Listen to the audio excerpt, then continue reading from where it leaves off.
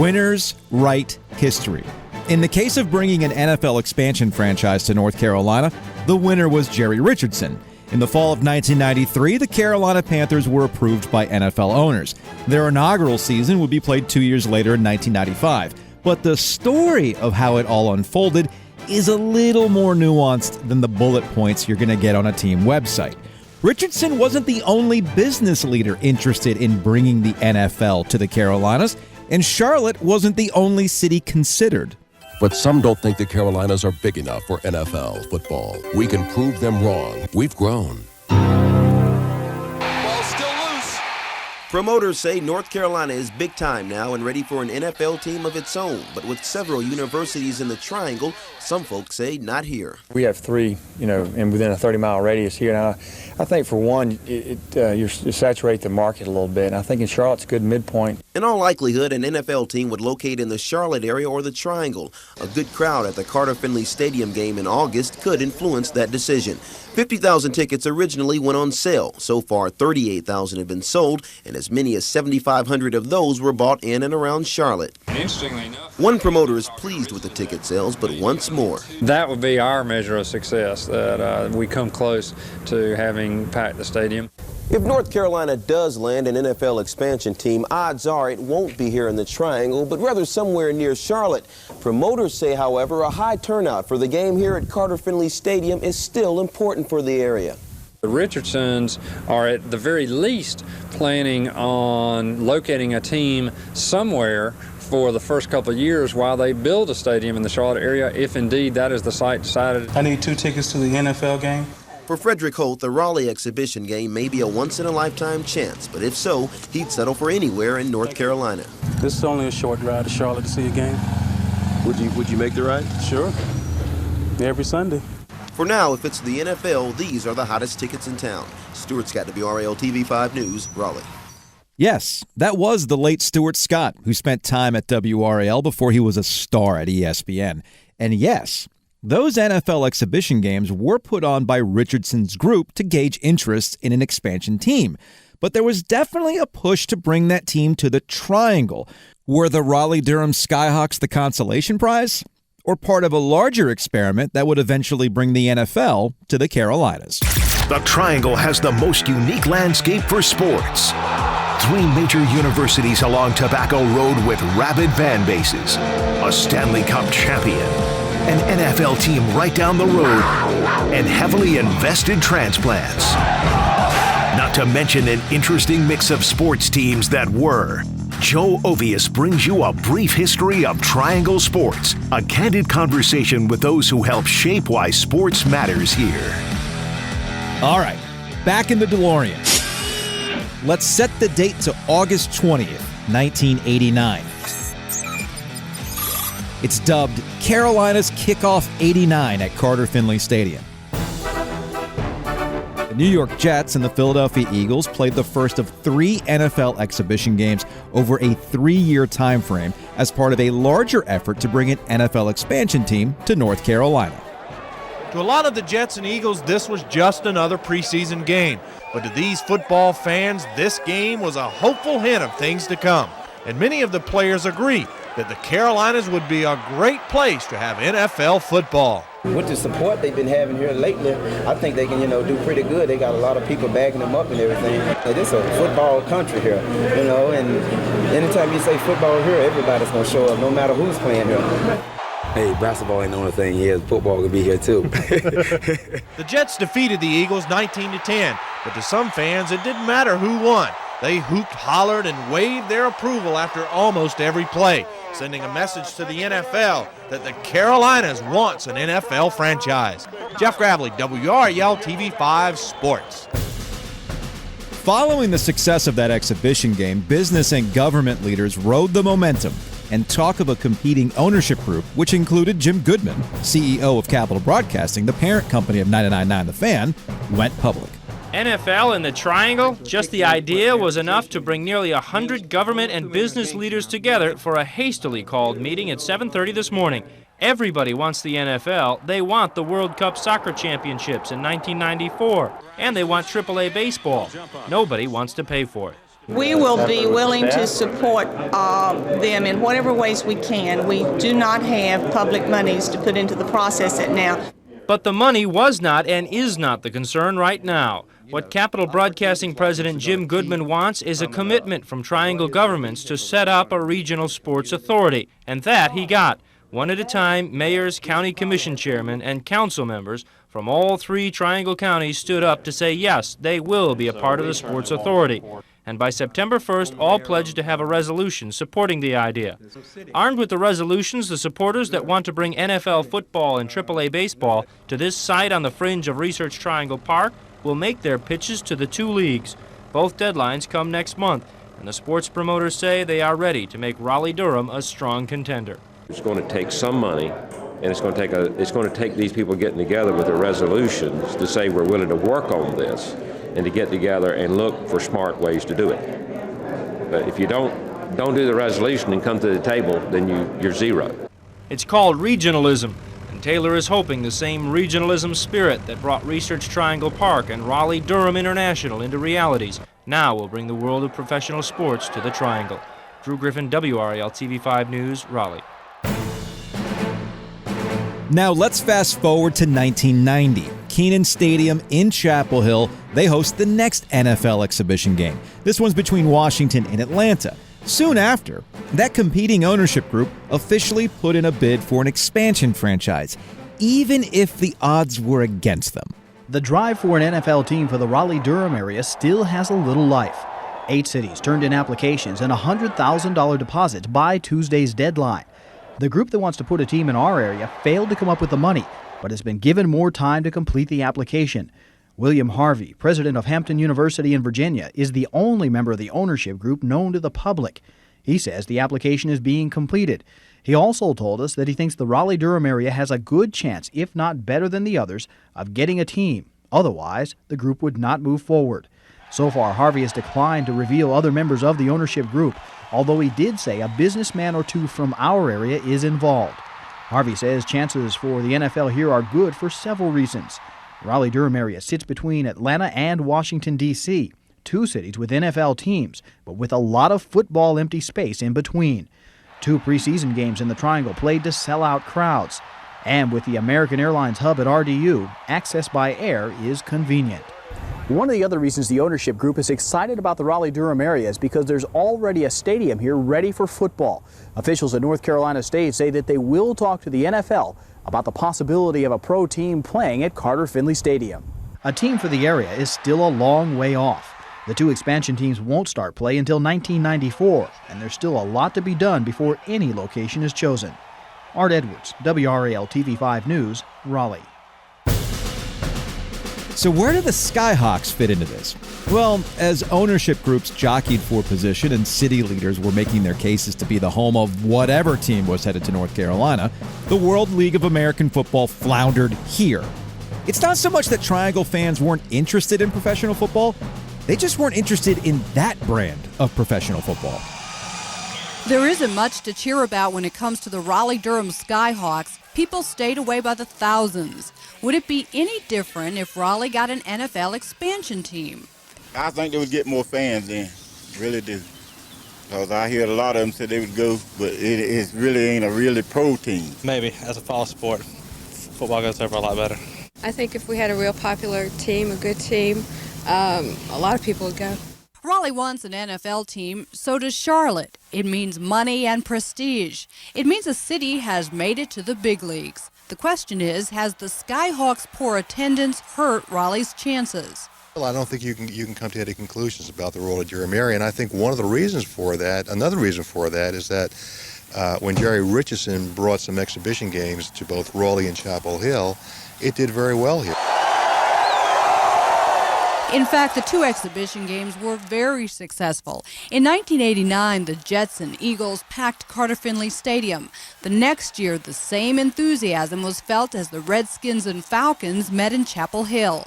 It convinces some people the Triangle can support pro football. We don't cross over any Washington Redskins territory or Atlanta, and we have a lot of the U.S. Armed Forces bases here, which is a big draw for the NFL. Nobody Nobody knows for sure what Raleigh's chances are of landing a team, but a lot of people feel like the city got into the competition late. Charlotte had been marketing itself for months and has a concrete plan for a stadium. Charlotte or Raleigh, football fans agree. North Carolina is more than ready to cheer for an NFL team. Carol Sparge, WRAL TV5 News, Raleigh. We know how this eventually played out. Charlotte is your home for the Carolina Panthers, with plenty of us making the short trip out there for NFL games, and we talk about the Panthers plenty here in Raleigh. But what could have been? Was Carter Finley really going to be the home of the Wolfpack and an NFL team? Well, not exactly. There was a grander vision that was born in 1987. A brief history of Triangle sports will continue after this break.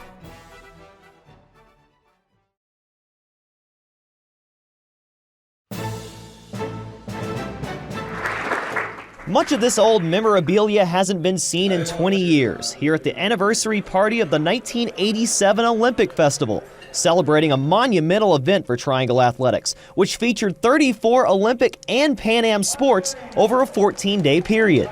The festival featured well-known athletes like Olympic gold medalist diver Greg Louganis and up-and-comers like a 15-year-old Pete Sampras. But doubters thought the Triangle at the time couldn't host such an event. I'll never forget that former Mayor Avery Upchurch of Raleigh, during a city council meeting, told me there was no way that this area could possibly pull this off. But unprecedented regional cooperation in the Triangle for sports, like thousands of volunteers, helped make it work. While the area never became the national hotbed for Olympic sports, those involved with the festival saw the economic impact of sports in the Triangle and spearheaded the construction of the new Durham Bulls Athletic Park, the SAS Soccer Park, and the new USA Baseball facility in Cary. At the anniversary party, those same people asked, what's next? Jason Jennings, WRAL Sports, Durham. Hill Caro is the CEO of the Triangle Sports Commission and was a pioneer in what we now know as the sports tourism business. The idea being, bring big sporting events and professional teams to your area, and fans will come. If there's a big event taking place in the state of North Carolina, chances are Caro is a part of it. And the big break happened in 1987, when the Triangle hosted the Olympic Festival. It still holds the record as the biggest event ever in North Carolina. That's amazing. So we had 464,000 attendance at that event, and it was a big deal. As a matter of fact, I still interface with most all the leadership of Olympic sport governing bodies in the United States.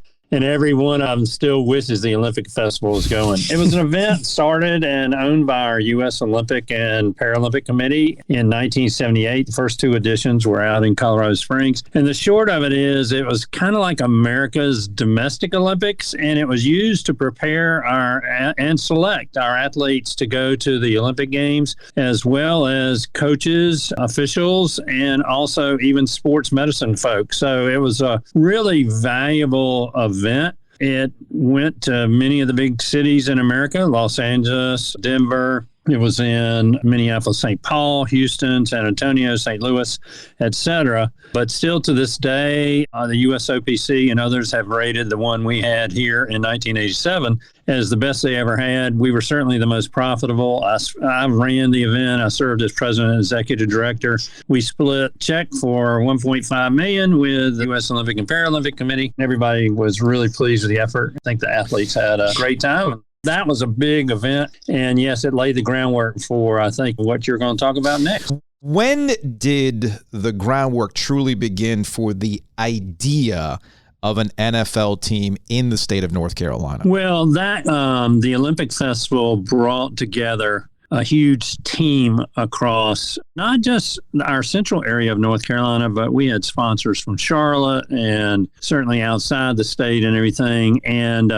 I think it very much like you're talking about right now, it kind of even awakened our folks who live here to the fact that, hey, we can do these big things. Because when we first landed the Olympic Festival, it was awarded to us at the end of 1984. Needless to say, I had a lot of people going like, what in the world? Can we possibly do something like this? What were you thinking, Caro? And I was a lot younger then, so maybe naivety is really important to success in these things. But at the end, everybody came together. As a matter of fact, one of the great stories out of the Olympic Festival is Jim Goodman, the CEO of Capital Broadcasting. He had never really interfaced with people in Durham very much. And he said, I'd really like to do more in Durham. And, the short of that story is the ballpark, the baseball team, American Tobacco, support of the Performing Arts Center, on and on and on. So really that sports event led to the downtown, really did lead to the downtown renaissance in Durham and a lot more. And I think it's because, again, everybody saw that if we come together as a team, we can do more than just the individual. A team is, the sum is greater than the individual parts. And that really kind of inspired people to think bigger. After the 87 Olympic Festival, the next Olympics were in Seoul, 1988, and Hill went. What he saw there created a spark of inspiration for the Triangle. You see, Seoul built these sports complexes to house the Olympics. And after the games, they would be converted to sports facilities for the community. And Hill had an idea. So I literally went and sat on the doorstep with Jim Goodman, been a long time mentor, and he was our first sponsor of the Olympic Festival. And I showed him all my pictures and everything and said, look at this. This is really cool. We ought to try to do something like a sports complex in our area. And one of the reasons driving that was this. The Olympic Festival used many of our university and other facilities here in the area. But particularly with the universities, they cannot make their facilities available on a regular basis to outside groups because they have so much going on. Right. So it took a really special occasion like the Olympic Festival. And as you know, we just landed the World University Games for 2029. And again, that's a super special occasion. That'll top the Olympic Festival in terms of big events. But in between times, for all the things you'd want to do to try to recruit other kind of complementary events to the area, we've got great facilities, but we don't get access to them regularly. So our thought was if we create a sports complex that's more in the public domain, it would then be able to serve in what now we call the sports tourism industry. Then we didn't know it as that. We called it the sports events industry. Bring these events here, bolster our economy, show off our area, and have all those positive benefits that come from that. So the reason I tell you this is that sports complex idea was what was kind of the germination for what was going to turn into an NFL recruitment effort. What we did was we developed a plan called Triangle Central Park. Triangle Central Park was, again, going to bring the whole region together. Jim actually took options on land that is north of I-40 off of Page Road. There, many people recognize that as the intersection where IQVIA and the Sheraton Imperial and all are there. On the other side of the interstate going north, there's a site where basically the city limits of Raleigh, Durham, and Cary all kind of come together. So the idea was, again, we go out in this neutral territory that kind of crossed everybody's jurisdiction and bring everybody together with this sports complex. The original design included an arena, a soccer stadium, and a baseball stadium. At the time, Jim Goodman owned a minor league soccer team that played up at WREL Soccer Center, and Miles Wolff, who owned the Durham Bulls, was going to move the Durham Bulls out there. And so that complex, we needed to have an organization that could actually kind of further drive this besides a few individuals and somebody with some good resources like Jim and Capital Broadcasting. What North Carolina needed was a sports authority, like an airport authority, that would work across county lines. Hill just happens to have a law license, so he and a friend drafted legislation. Guess what? It passed. The first North Carolina Sports Authority was created with two men at the helm. Bill Bell, the longtime mayor of Durham, who at the time was the chairman of the Durham County Board of Commissioners, and Vernon Malone, a giant in the world of NC education, and the director of the Moorhead School for the Blind in Raleigh. Those gentlemen were very well thought of. Everybody listened to what they had to say. So that was good. So now we're cooking. The Sports Authority is hard at work on the Triangle Sports Complex, but let's not forget there was also talk of NFL expansion. The Triangle wanted in, and Jim Goodman made it known that he was interested in being one of the owners and bringing an NFL team here.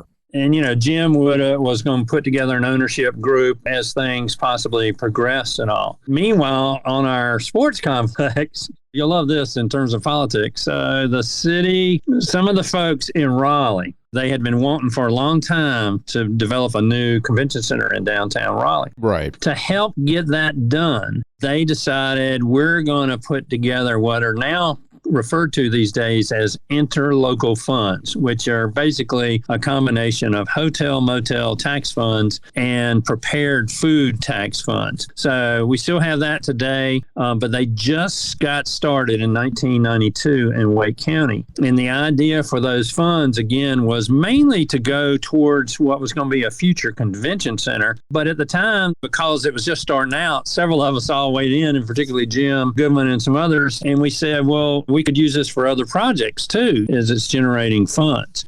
Some of the very first monies ever to come out of that fund was $10 million that they agreed to commit to the sports complex. Now, this was Wake County's money. The original footprint of the sports complex was going to start in Durham County, and eventually it would bleed over into Wake County and encompass where that spot I was talking about, where all the city limits come together, basically at the corner of Page and Chimpage Road now. Okay. I mean, what a coup to get Wake County to agree to put $10 million into a complex that was going to be, at the time, totally in Durham County. Everybody saw it as a good thing, except for one group, the group that wanted the convention center in downtown Raleigh.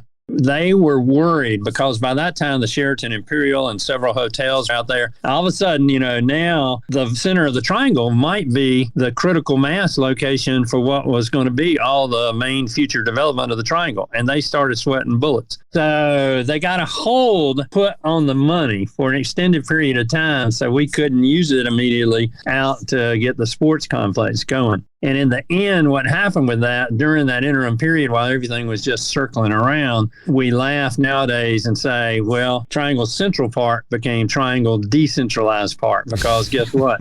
Durham stepped up and said, man, we're not going to let Miles Wolf move the team out. And by the way, that's how Jim Goodman came to own the Bulls, because we suggested, hey, Miles Wolf is getting too much pressure put on him by the Durham City Council, and you should buy the team. And that's exactly what happened. Jim stepped up and bought the team so that he could control it and move it out to Triangle Central Park.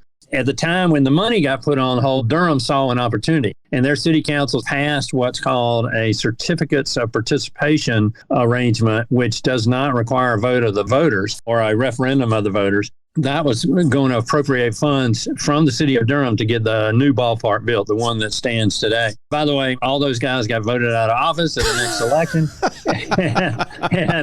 But that's how Jim came, and Capital Broadcasting came to own the team, and that's why the Durham Bulls are there today. And he told them at the time, as they built that stadium, he would do something nice for Durham, and thus that's how American Tobacco got there. Hill refers to American Tobacco. In the early 90s, it was dilapidated. It was a tobacco mill in the middle of Durham. Total eyesore. Jim Goodman bought it, refurbished it, and turned it into a mixed-use space of offices, restaurants, and apartments. What you see today. You can even stroll by the river that runs through it. It's lovely, and the whole project, right next to the new Durham Bulls Athletic Park, sparked a renaissance in downtown Durham. All right, let's get back to sports. You, Jim Goodman, and others are trying to get an NFL team here. You had the competing interest with Jerry Richardson and George Shinn, owner of the Hornets at that time. They're also interested in bringing the NFL here as well, but obviously in their part of the state. So how do we get to exhibition games being played in 1989 and 1990 at Carter Finley Stadium in 89 and Keenan in 1990? Because again, the way it's positioned now is that those two games, along with a third exhibition game in Columbia at Williams-Brice in South Carolina, those were, for lack of a better term, Jerry Richardson productions to show interest in the NFL in this state, and that people would drive to Charlotte to go watch the expansion team. Yeah, that's exactly right. All right, so Jerry and his two sons, and particularly Mark was really kind of in charge of the process. Jerry was still running major business operations for his businesses during that time. And Jerry was also and Mark were being assisted by a gentleman named Max Mulliman. He's the guy that actually really helped get the NBA team for George Shinn to Charlotte. Max is a longtime sports marketing guru. He and I have worked together on projects. He's a really good guy. pretty sure totally retired now, but he came from California, and particularly with a motorsports background. But he really understood how to kind of coalesce a really good presentation and sales pitch for the Charlotte area, first for NBA. And then Jerry said, well, hey, he was successful in the NBA. Let's go for NFL.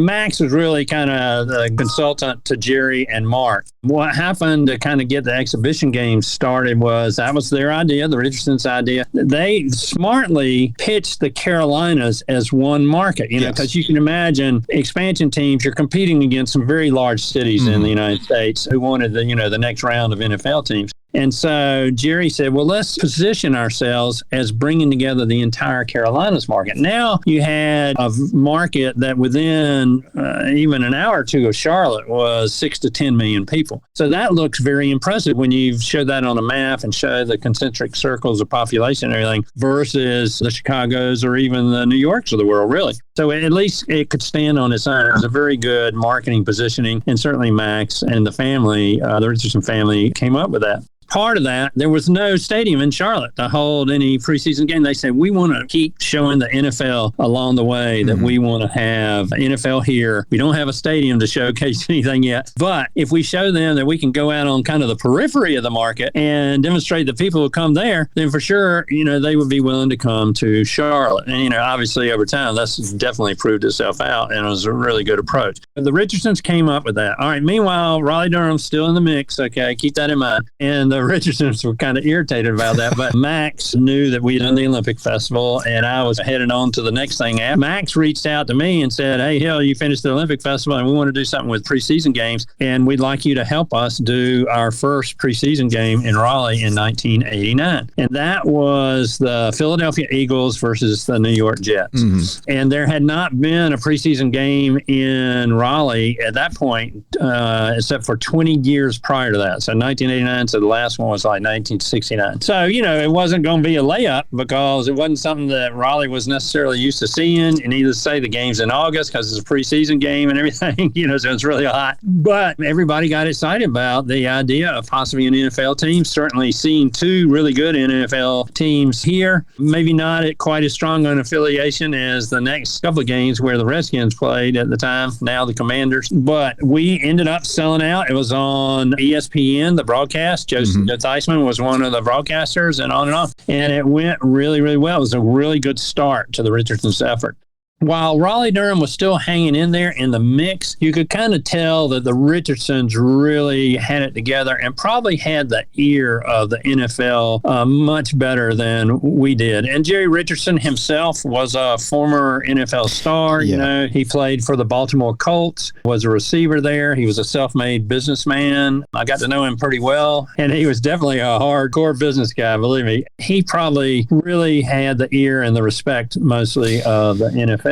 Basically, it put him in the leading position, which rightfully so he should have. In the end, what happened with our effort was kind of these funds were in this holding pattern, and we weren't sure how the ball was going to get advanced over here. Eventually, there was kind of a truce made, if you will. Jerry would talk to me and say, we need to be the sole representative of the Carolinas and be all on one team to get this NFL team. If we have kind of a divergent effort here, it could undermine our ability to get it. And, Jim and everybody here, they understood that, and they knew that they weren't of the standing of Jerry Richardson's and all. So what ended up happening was the following. Jerry, they kind of brokered a truce, and Jim wanted all the radio rights for the Panthers. So Capital Broadcasting got all the original radio rights of the Panthers, and Jim Goodman became the single largest owner of PSLs out of all the people who bought PSLs at the new stadium to help fund the new Panther Stadium there. So that's why we had so many corporate tickets. That makes so much sense now. That makes so much sense now. I was like, how do we keep giving clients all these tickets? Man, how about that? Well, guess what? It's a shadow of what it used to be. Oh, I'm sure it is. Several years in, Jim asked me to sell a lot of those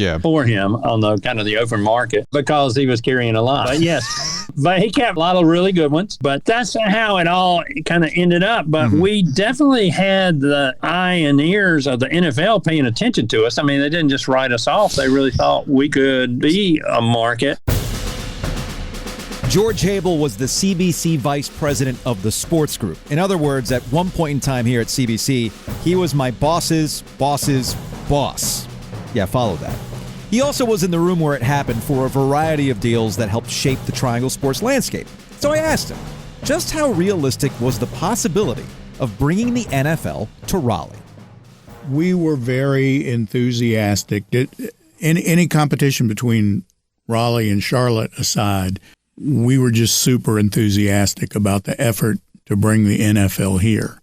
And so, I mean, that first game wasn't until 1995, but pretty much a 10-year effort.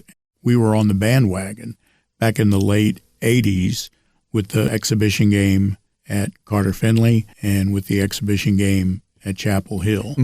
I mean, we made a big deal out of it. We built radio networks for Richardson Sports and promoted the heck out of it. Was there a consideration for the area, or was Charlotte at the time when in this 10-year process always something that he wanted to do? Just how serious was this area as an NFL market? I don't think that this effort was under serious consideration. Okay. I mean, our CEO, Jim Goodman, took a couple of swings at that, trying to keep Raleigh on the map. I think it was centered on Charlotte. It was always centered on Charlotte. Because Charlotte was ahead of us in market size. And I guess the Hornets had done really well. They created this regional market. Instead of a team having to be based in just a big metropolitan area in a big city, they created this idea that a team would draw from a region from 150 miles around. And they sold that to the NBA. And it worked. I mean, the Hornets were a screaming success. Oh, yeah. And so Richardson comes in on the tail of that, or in the wake of that, and makes the same argument with something even more significant, the NFL. And he had the money to get it done. I feel like this is a consistent theme when it comes to bringing professional sports to our market. You need a dude with money. Like we saw this with MLS, right?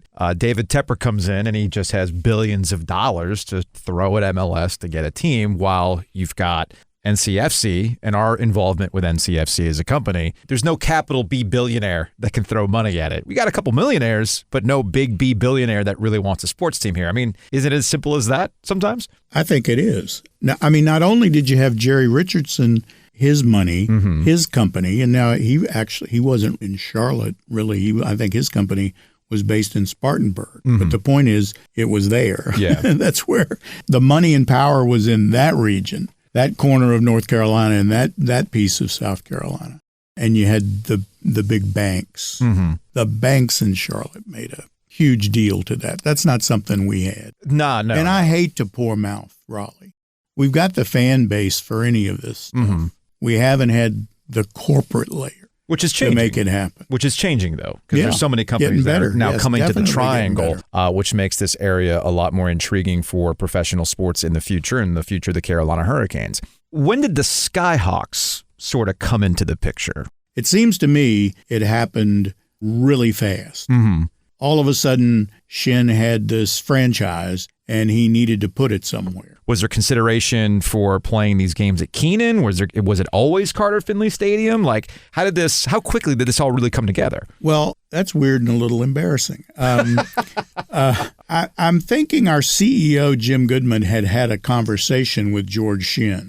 But we heard about it. I mean, our business unit heard about it when it was announced. Oh, okay. That they were coming to Raleigh, and we were their broadcast partner. And I'd been on the job, 3 or 4 months, and it was news to me.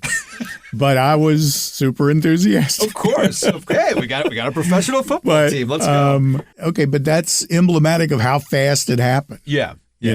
I don't know about other things that happened behind the scenes. We were moving fast to, okay, this is happening. We got to build a radio network, which we did. I think we had 40 to 50 stations signed up.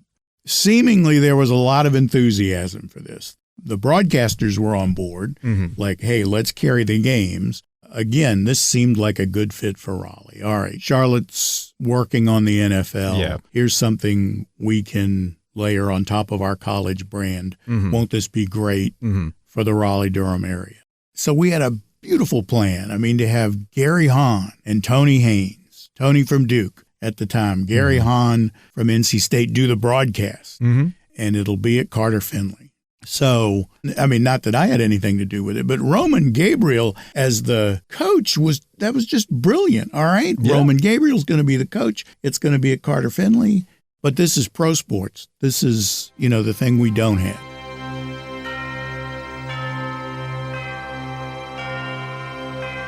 It was just a mess. I mean, I don't think Roman Gabriel handled losing well. I remember one of our problems was we got to a point after several losses where he wouldn't do his pregame interviews, the perfunctory coaches interviews. He wouldn't do the pregame, and then he sure as heck wouldn't show up for the postgame interviews after he lost. And all these things that we held sacred as broadcasters were not happening in our broadcast. And oh, by the way, on top of you couldn't sell beer. I mean, there was no advertiser interest. That was my second question, Because now I took it at the time, we were about college sports in this market, and the business community didn't share our enthusiasm for something else. Okay. And there was, from a sponsorship standpoint, it was a dud. For the purposes of comparison with the Capital Broadcasting Radio Network at that time, and obviously NC State being the biggest one in the portfolio, Duke in that as well. If you met with a local business around that time to sell NC State athletics, I'm guessing it wasn't that much of a hard sell because they understood the thirst, the nature, the demand for it.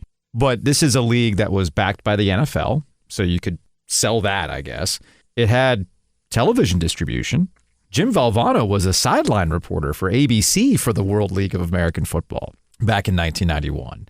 And not only did you have the NFL backing, you had some notable names that were attached to it in terms of coaching, some players that still couldn't get over the hump with trying to sell advertisements back then?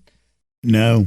And I wish I had something more profound to say. I mean, it could be just as simple as that. I think when I look back on it now, we were so, as I keep saying, we were so enthusiastic. We were drinking the Kool-Aid. Yeah. This was something new to do here, not as big, but similar to what Charlotte was working on. Sure. And the business community didn't see it that way. And I get that now, but it's like, well, we're State, we're Duke, we're Carolina. That's what we're about here. What was the biggest lesson learned from a year of Skyhawks football? Whether from a broadcasting perspective, obviously Tony Haynes and Gary Hahn ended up being paired together for the Wolfpack Radio Network not too long after that. What did Capital learn when it came to professional sports in this market in 1991? I'm not sure we learned a lot because it's in our DNA to be a part of what's new, what's coming, the next big thing. And if that was a mistake, I think we would repeat it. Mm-hmm. That's just the way we are. Okay. Didn't arena football come after this? Cobras? We were equally enthusiastic about that. There was remember, beer, and there was not a beer problem with arena. Arena football was doing fine. Hey, arena football. That was taken away from us, and we were doing okay with it. Arena football gave me hours at 850 The Buzz because I used to run the board for Carolina Cobras games back in the day. And seriously, we would always want to be part of what's cooking, what's percolating, what's brewing, the next new thing. Yeah. That's the way this company is. When I think back on the Skyhawks, it did sort of fly in the face of the old school, we're college sports. Yes. There's this, I don't think it's as extreme as it was back then, but looking back, there's almost an arrogance from the schools. We refuse to take this. So the Skyhawks are done, and I get the impression, George, that nobody really shed a tear. It was just kind of like shoulder shrug with the Skyhawks wrapping up and moving to Ohio. Yeah. Yes. And that's largely the no trauma that I recall. Okay, fine. But from a radio perspective, This is one less property, but you had already developed the relationship with the Richardsons and their desire to have an NFL team. I mean, like you said, Capital Broadcasting was part of those preseason games that happened at Carter Finley Stadium and Keenan. So where did the relationship, Skyhawks end, where did the relationship with what became the Carolina Panthers, how'd that come about? Well, the next thing on the list after the Skyhawks was the Richardsons exhibition game at the University of South Carolina. Yeah. So we went to work on that. Mm-hmm. So that was our next big project, and appropriately so. I mean, the NFL and the coming to the Carolinas was the big deal. Yeah. That we were trying to be part of. And you ended up being a part of it.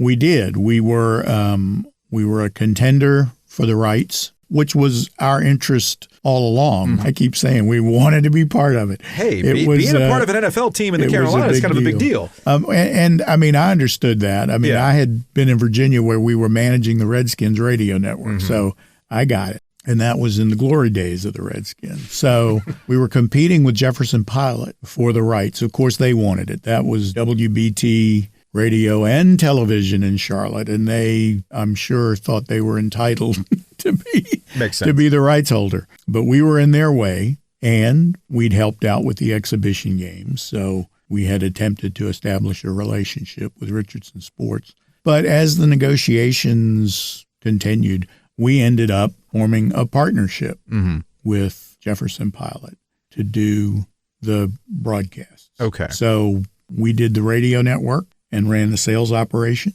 and WBT got the local broadcasts, which is what they wanted.